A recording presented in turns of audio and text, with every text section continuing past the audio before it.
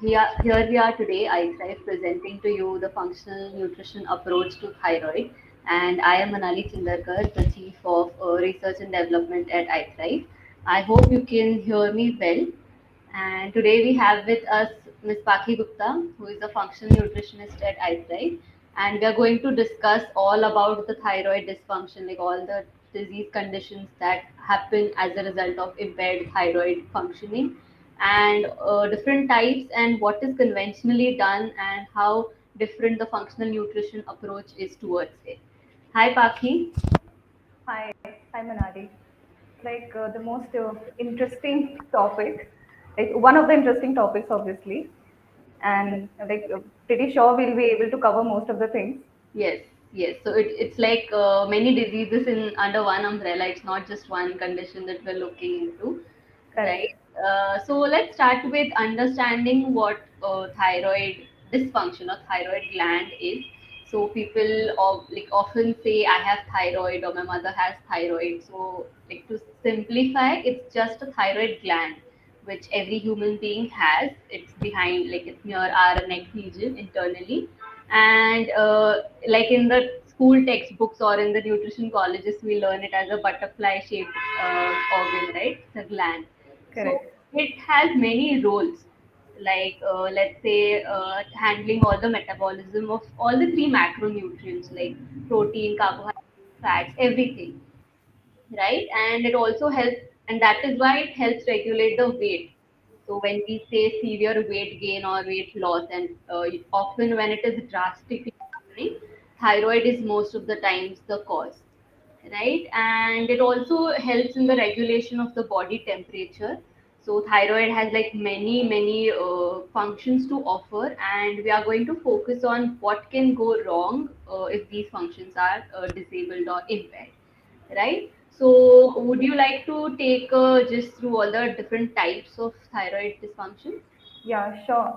And as you mentioned about the metabolism, I just want to add another point to it that metabolism, again, hence we can actually say that it also helps in energy production and expenditure ultimately, right? So, this is one thing that many people complain of when they are suffering from any sort of thyroid disorder or dysfunction, that is like lack of sleep or like lack of energy, or basically Right, fatigue. like, yeah, fatigue and lethargy and symptoms.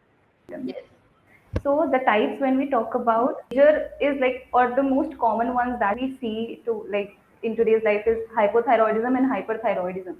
And yes, when most of the people, actually there is a research which has been seen that around 60% of people who suffers from thyroid disorders are actually unaware of which condition it is specifically. yes, So yes. they just That's actually common. say it out that I am suffering from thyroid. They are not aware is it hyperthyroidism or like either hypo or hyperthyroidism, because these Yes, two are just like two different verticals that we're exactly like talking about. And right. similarly for the symptoms, that hyper is actually the like more or like too much production of thyroid hormone, whereas when you talk about hypothyroidism, which means like too less production of thyroid hormones. And similarly for the symptoms as well. So whenever too much production of thyroid hormones, again, it increases the metabolism, which leads like body is utilizing energy too quickly. Hence, the person can actually feel hunger like too soon. We can see hunger pangs, or it can even undergo anxiety or depression or nervousness, or say even arrhythmia is also one of the symptoms that is observed. Whereas in hypothyroidism, it's totally opposite. Okay, where the metabolism actually slows down. So, again, the person starts feeling fatigue, lethargy. It's like they don't feel like working, or it's like thinning of hair or hair loss, muscle weakness. And the most common is unable to lose weight, in which hyperthyroid, which like it is totally opposite in the condition hyperthyroidism, which is like unwanted weight loss. And it's like all these symptoms, many of the people, they kind of avoid it. Ki fatigue, ye to hota hi rehta hai kind of thing. It can be because of something else, so it's not just thyroid. So I guess it is not just thyroid, it is hyperthyroidism and hypothyroidism and much more than that.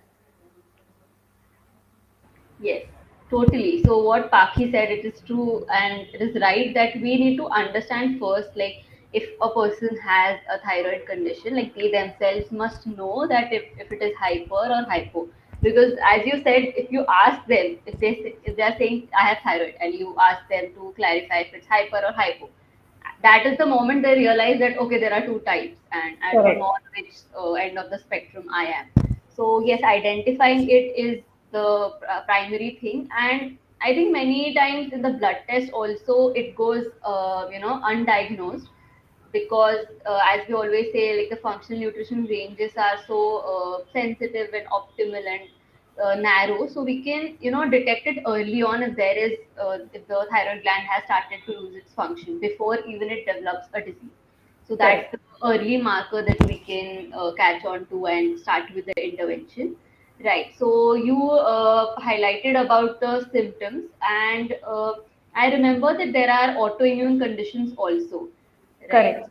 On both the ends. So could you So like shed some one of this called as Hashimoto's thyroiditis, and another one is Graves' disease. So mostly when someone is suffering from thyroid disorders, any of these two, like the hyperthyroidism or hypo, most of them are just recommended to get the thyroid test, which is like T3, T4, like or the free T3, free T4, and TSH. So these three are the major parameters that they get tested.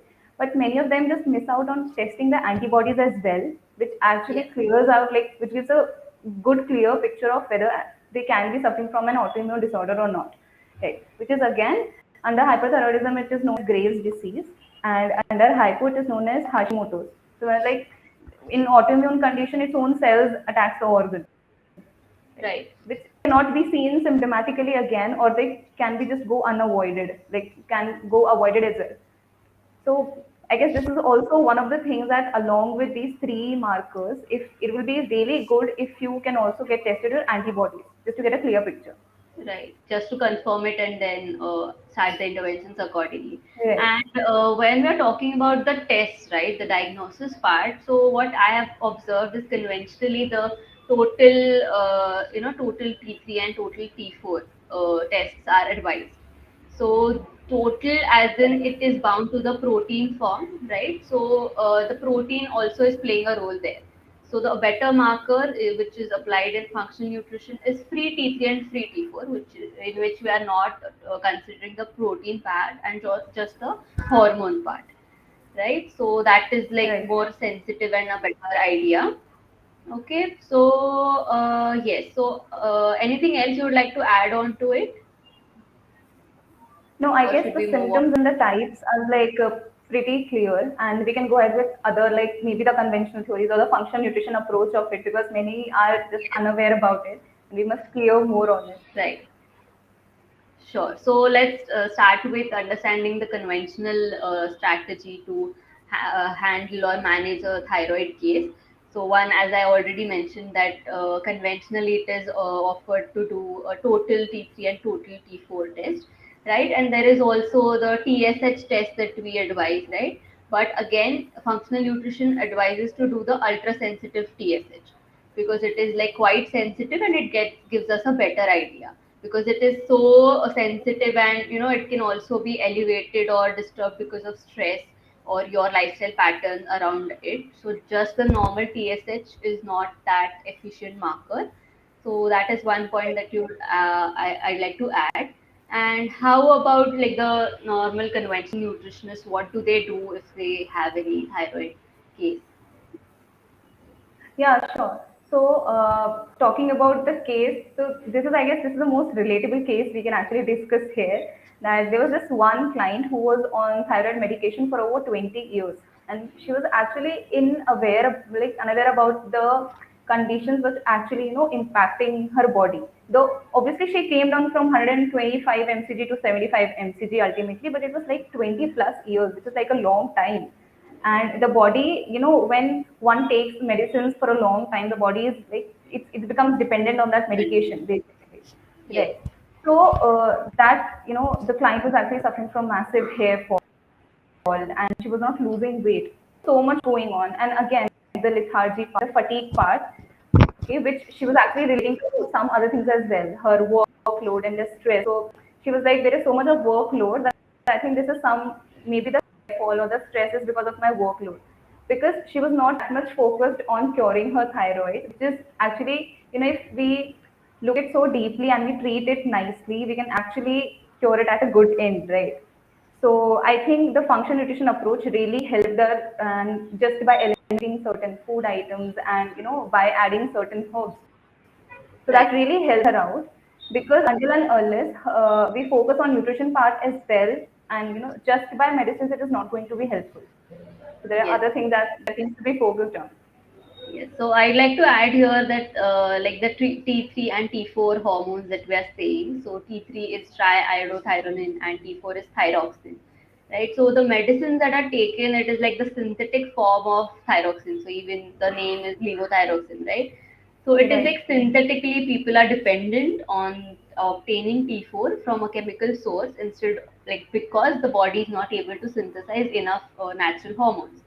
So the goal here, like through the functional nutrition approach, what we are doing is, like you said, adding the nutrients, removing the inflammatory foods. We are enabling the thyroid gland to synthesize those required resources, which are nutrients, and remove all the factors that are disturbing or harming that secretion. And we are enabling our own thyroid gland to produce those hormones which were initially blocked, right? So instead of depending on medicines, and or instead of depending on the external source, we can just promote the natural thyroid hormone synthesis, Correct. right? Yes. So Because ultimately taking them for a longer time, yes, it's not going to be helpful. and it is like symptom management. We're not addressing the root cause. It's just like Right. adding You a know, band-aid and the baseline symptoms which is actually visible, just yes. looking into them and not, focusing on there can be something else as too. Yes. And talking about this symptom management, what I can think of is like people like conventionally or otherwise, like just the common stigma or whatever knowledge and understanding of thyroid is around us. It is that not everyone, or like most of them, do not even think that it could be reversible, right? Any Right. condition a person has, they just accepted that okay, I've been diagnosed with this condition. I'm a labeled thyroid Correct. patient. Now I have to live my life through this. It is more like So a tag they carry yes, it entire label lifetime, and that yeah, yeah. and they own that label. So even it like when we counsel our clients, we understand that they are so attached with that label. Somewhere they have found comfort, like you said. For many years, people are dealing with that condition, taking those Correct. medicines. Obviously, they would want to get out of that situation, but somewhere there's this comfort zone, like they are comfortable with that label. So taking the action steps brings on to resistance, which, like, if if they are disciplined enough and if they beat that up, then of course they can get out of Right. it. Definitely. Okay, so talking of reversing, even like the case of Mugda, our founder, so even she had Hashimoto's thyroiditis, right? Initially, it was autoimmune hypothyroidism, and the story of Ice started with this, of her working on her health, and this is Right. why we are here today. So it is like a living proof that it can be reversed, right? With the right approach, with the right knowledge, and supporting your thyroid gland, not just the symptom management, but giving your thyroid gland what actually it needs. Right. Okay, right. So any other root cause that you would like to address? I think, yes, there is stress and definitely micronutrient deficiencies that many of us miss out on, and especially like people who are suffering like any of the two thyroid disorders, or just visible symptoms that they see, because micronutrient deficiencies is something like it's pretty common in each one of us, right? And when I say about micronutrient deficiencies, the major that actually impacts the thyroid hormone production is actually the zinc, selenium, iodine, okay, even the protein. So Yes, these in all actually, collectively it plays a big role in actually helping or in the synthesis of thyroid hormone production. yes. So, like the right way to identify if we have micronutrient deficiencies is starting with the blood test.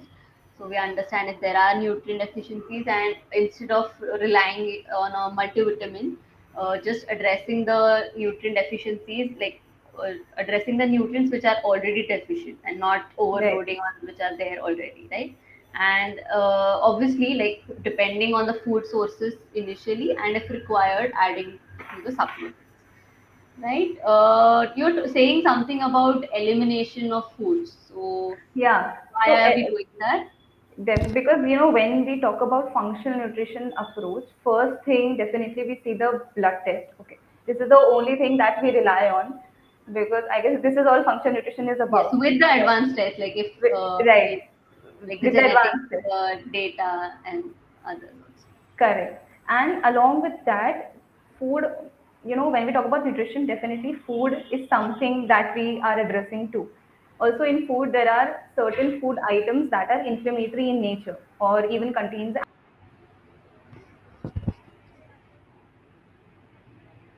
eliminating those at the initial level, and also simultaneously focusing on treating the symptoms or treating the micronutrient deficiency. So when I talk about the inflammatory foods, gluten and dairy is one of the the topmost inflammatory food items, if I say, right, which could be avoided, especially for the people who are suffering from thyroid Yes, disorders, and also even we people can avoid it because unknowingly there are many symptoms that gluten and dairy are actually causing. But you're like, I have been eating this since years, I've been consuming this since years, so this can't be the culprit, but it actually is. So I guess this is also something that needs to be taken care of. yes, and it is a short method which actually helps with the thyroid hormone regulation, which I have observed. So it is something that you can start from today Right, itself. right, But right away. right, but I understand it's because we've been having it for years of a generations. We are quite habituated to it, but understanding that it's just creating a havoc in our system. So start replacing it with healthier alternatives gradually over time, right? Okay, so talking about that, then do you think anything about stress? I think yes, stress. So I mean, if we just it's in layman term, stress किसको नहीं होता है, right? But but it is one of the sensitive marker, if I say, right? So thyroid production or the hormone production is really emotion connected, like with stress, depression, and anxiety. yes, So I guess we have been seeing cases where stress can actually lead to gaining weight. Okay, and then people are actually suffering with they're unable to lose weight again, which eventually impacts the thyroid hormone production. So yes, this is another point that again plays a major role.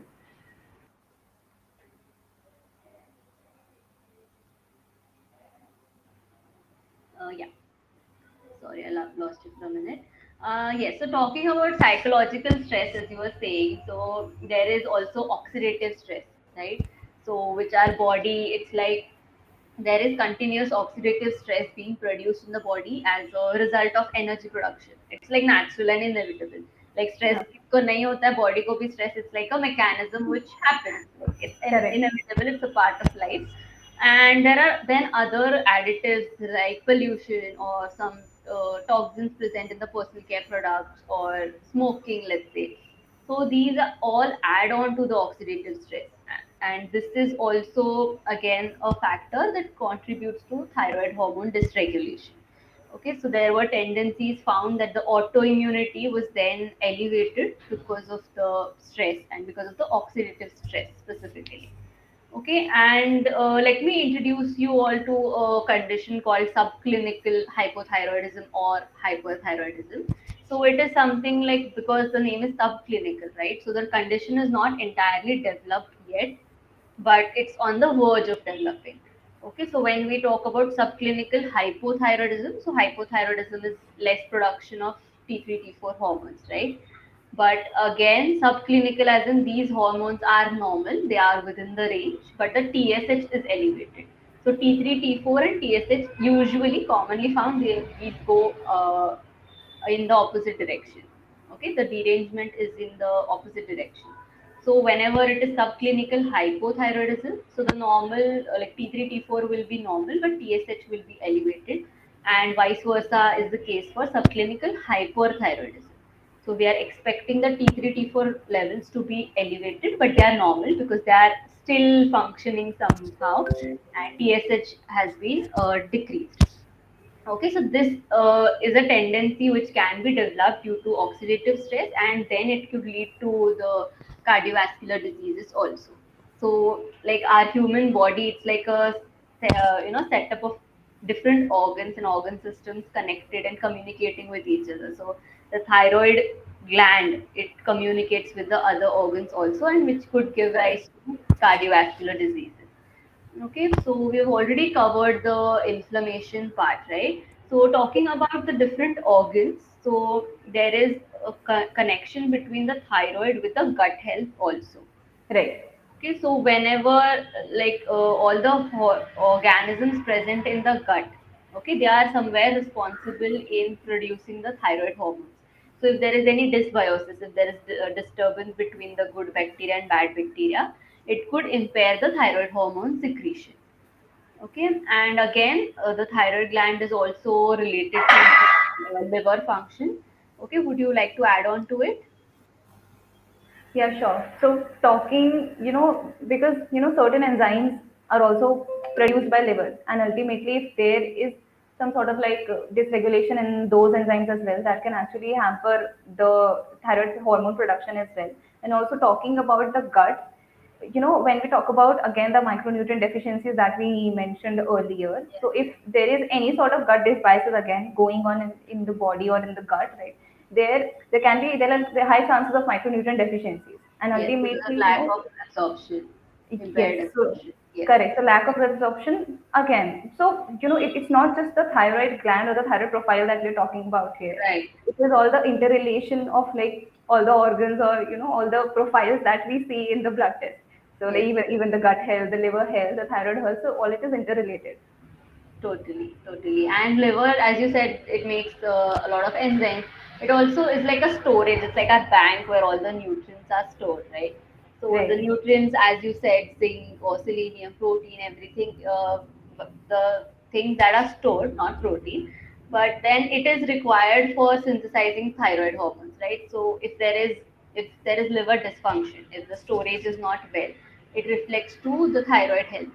And there's also bidirectional relationship between these two. So the thyroid hormones are also responsible for the liver function. So if there is any disturbance in the thyroid gland, if the hormones are not produced in the right quantities, it can also result in the loss of liver function.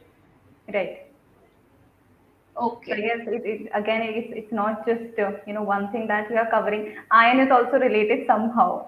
So again, CBC panel has also been included. So again, that is what we were focusing on. That it's not just about conventional medicine or the approach, right? Functional medicine or just going ahead with a blood test, and the entire blood test we're talking about. If you're suffering from thyroid, so just not get your thyroid profile tested. Along with it, go for the antibodies as well, considering other panels too. Right. And we do not want any focus on just the organ, just the thyroid gland and the entire system altogether. Right. Right. Okay, so like just as you said, like not only focusing on thyroid gland, we can promote the gut health and the liver health or the entire organ system's health altogether. Okay, so I've heard a lot about goitrogens. Okay, like this is the new term I think for some of us. So what are goitrogens, Paki? See, you can consider these as anti-nutrients, which it is also considered a major which stops the synthesis of thyroid hormone, and mostly it is actually found in cruciferous vegetables in higher amounts. So you must have heard people or the doctors who are actually suggesting to have like the medicines for a longer term. Just say this like basic term कि ये सब्जी खाना बंद कर दो, but not actually explaining that why to stop these or why to avoid these vegetables and what can it actually lead to. So goitrogens is like that term that's present in cruciferous vegetables act in the synthesis of thyroid hormone. Right. So it is usually found in cauliflower, cabbage, broccoli. Right. So, Right. like the body is already, deficient in nutrients, so we don't want to further disrupt the absorption, which is why Correct. we need to get rid of these anti-nutrients. And so it's best to avoid. That is what we also suggest. right? Okay, so talking about autoimmunity, so I'd like to add again, like as you said, that autoimmunities are auto and immunity. So our body attacking itself, the immune cells Right. attacking our own cells, and when this mechanism happens to the thyroid gland, so our antibodies are attacking the thyroid gland. What happens is it produces this autoimmunity. So the immune cells cannot differentiate if it is a virus or if it is some pathogen that is coming from outside or if it is our own body system. And that is how the autoimmune conditions are present or manifested. So one solution to this could be exposure to sunlight. Okay, so sunlight, which gives us vitamin D and also many other nutrient benefits. So this has been found to reduce these autoimmunity traits. So this is one factor. Okay, and then there is like, can you shed light on yoga or massages or relaxation techniques, like how they can help and why are they Definitely. suggested? Sure, sure, definitely. So, one thing that we discussed about stress, oxidative stress and psychological stress, like mental stress, obviously. So, yoga, massages, and meditation is something that's related to, body stress or physical stress that we're talking about, mental stress that we're talking about, right? And for instance, I play ukulele. So, it's like one of the musical instruments. So, it actually relaxes me. Okay, so like after a long hectic day, I just end up playing something on my own. So, if I would prefer, or like I would really recommend it, like Yes, people not just suffering from thyroid disorders, anything. So relieving or reducing stress, okay, reducing anxiety really helps, to heal or get relief from that particular disorder very soon.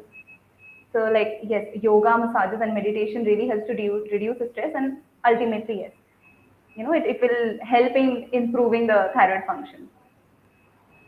right. And we would always, like in many of our videos also, we advise and recommend on adding the self-care activities to like, Correct. right, everyday life. I know it's difficult to make time, but one trick could be minimizing the screen time use, so that to make space for some relaxing activities. And there's also one herb which is ashwagandha, so it is like Right. adaptogen, so it also helps in reducing the stress, and it is also found to improve the thyroid function. So that is one thing that you could try. And okay, so Apeksha here has a question for us. Is there any way we can get rid of goitrogens in the food by cooking, fermenting, and sprouting? As I came across a few researches that they help remove it. Would you Okay. like to take it? Yeah, sure. So as we discussed about, goitrogens, yes, they are present in cruciferous vegetables. At a certain point, they can be removed by cooking or like boiling or, I don't think I'm not very sure about sprouting method, but definitely Right, by cooking. But it is, it would be way better to avoid them because, already when right, you're suffering from thyroid disorders, there is a like lot of micronutrient deficiencies already. And if you keep on consuming even like slight amount of the anti-nutrients, it will again hamper, hinder the absorption of other nutrients also. So it will be really good if you avoid it completely until and unless your levels come back to the optimal range. right. So you don't want to add on to the burden the body is already under. Right. And it was also, I have came across the reading that the goitrogens do not impact if the iodine status is normal. Okay, if we have sufficient stores of iodine in the body, then the goitrogens won't harm us. But again, we do not usually go and test for iodine levels, right? So we Yes. don't know if it's like how much iodine our body has and can it, tolerate goitrogen. So the best way could be avoiding it altogether, right? Yes. And also because, iron is not something that is formed in a body. It actually releases out through urine. So it will be really good if you get your thyroid tested done. Along with it, go for iodine as well, just to see whether you have like normal iodine levels or not. Because many of us don't take any like and good source of iodine basically. So it Totally. again becomes another major micronutrient. Right. Or there are also nutraceuticals, like natural supplements from natural food sources that can help with the thyroid function through the uptake of iodine. Right? Yes. Aditya asks us any role of personal care products and environmental toxins in the development of thyroid dysfunction. So I was just about to come on to this point. So very true that is, Aditya. So environmental toxins, as I mentioned, they do add on to the oxidative stress, but they also have some toxins. Okay, so toxins, like they are termed in the umbrella of endocrine disrupting chemicals. Okay, so what happens is, as the name suggests, endocrine disruptors. So endocrine is our hormone system, and it disturbs this. Okay, so as thyroid is also a hormone, so these disruptors, these chemicals, so it could be BPA found in plastic or some harmful toxic chemicals present in the our personal care products, our moisturizers, any cream, sunscreens, right? So to name a few, I think the ones that contain parabens or highly chemical salts, so they disrupt the function. So one thing is they also are high in estrogen. So there is again phytoestrogen, like it mimics the structure of estrogen already present in our body, and it is just disturbing the pathway. It is just disturbing the metabolism, that is the production of thyroid hormones. So it is true that not just nutrition, but we also need to pay attention to our lifestyle factors and switch to more organic and chemical free clean brands when it comes to personal care products as well as the supplements that we take. Okay, so these were also these chemicals were also found high in autoimmune conditions. Okay, so Manisha is saying my mother was recently diagnosed with hypothyroidism. Should I give her some supplements too apart from the dietary changes? Yes, Paki. Yeah, I guess I mean I guess sorry. It's a very good question regarding the supplements that we just discussed about iodine. So there are supplements for iodine as well. Okay, and along with diet. So first thing, obviously, I guess Apeksha asked the question about the Goitrogens, right? First thing, you can definitely go ahead with in changing the diet pattern. Obviously, increasing more of micronutrients and focusing on balanced diet and including like avoiding any sort of goitrogens in them. And again, if she is not a non-vegetarian or someone who is not taking iodine, in a proper form, it is good to have iodine supplementation then. Okay, Chiranjeevi is asking how do we work on enlarged pituitary making high TSH with hypothyroidism? So yes, Chiranjeevi, I remember working on this, on finding out that there is enlarged pituitary in the first place. So TSH is the hormone secreted by the pituitary gland, right? T3, T4 are produced by the thyroid glands. Thyroid. So it is something in the brain. It is the production house is located somewhere else. It's not in the neck region. It is in the brain. So it is a rare case. Okay, so it's a rare condition, and when I tried finding out solutions for this, these were like because it was a limited, it's rare. There was a huge research gap in this. Okay, so what can be done? Like obviously they do suggest like the first thing that as a solution that comes is surgery, but because it's brain, we would not want to go to surgery unless required, right? So how do we work on it is again whenever there is, as you're saying, enlarged pituitary or hyperplasia where there is tissue growth. So we can focus on the technique where we, add on to like keeping the diet clean, not promoting high cell growth activity. Okay, like we do for cancer. So I think again it will need in-depth research and targeted, like not just cancer or not just thyroid gland. This particular condition like pituitary hyperplasia or enlarged pituitary, we need to focus, and we cannot just give an intervention right away without researching well. Otherwise, like not giving additional load through diet or through toxins and lifestyle factors, that is the one thing that we can do for sure. Okay. Any other question? Anything else that you'd like to add, Pakshi? Anything that we No, missed? nothing as such. I guess we have covered a lot already, and things that people are unaware about. Uh, I guess yes, this is all from my side because this is not just a small topic. it's Right. like a quite big vertical that, there are many things, like many more things that we have to discuss. Yes. But I guess, yeah, just like a broad spectrum. Right, and it's ever evolving. So the this topic or whichever research area, it's like ever evolving, and we can always add on to it. Right. So yes, so to summarize, I would like to add, like just add and conclude it that there are different types of thyroid conditions, thyroid dysfunctions. So maybe start with identifying that, ensuring the diagnosis is right, and then take the interventions according to the root cause, not just blindly shooting at the thyroid gland, just giving the thyroid gland what it actually wants. And yes, so that is how we deal with it differently through functional nutrition. Okay, nice to have you, Paki. Thank you all for attending this live session. Yes. Thank you so much, Mari.